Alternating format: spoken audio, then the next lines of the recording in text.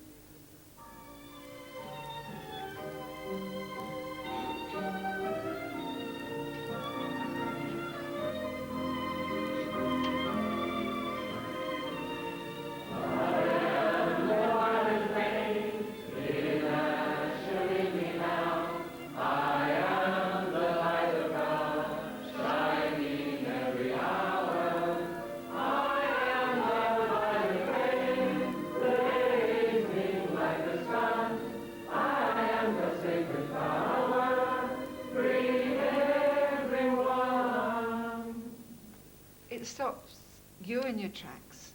It helps you change yourself.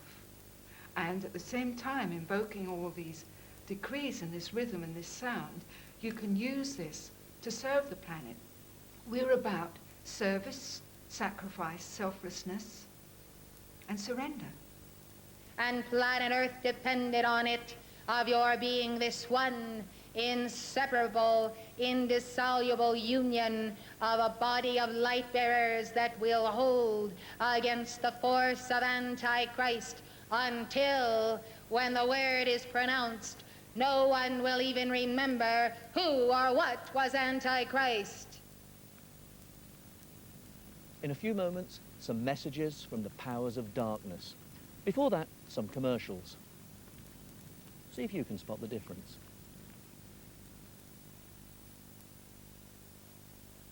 To create the unique blended texture of Campbell's Mediterranean tomato soup, we blend the juiciest tomatoes